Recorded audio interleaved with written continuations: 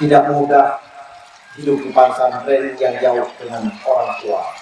Tetapi Umar bin Khattab berpesan, tafaqahu qabla an tusawwadu. Belajarlah agama sebelum Anda menjadi pemimpin.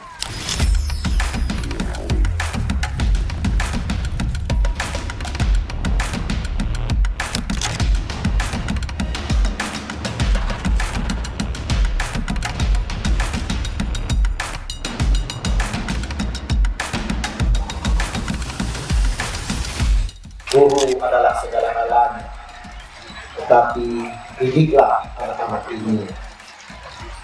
Berikanlah pelajaran kepada anak-anak ini untuk menjadi pemimpin masa depan.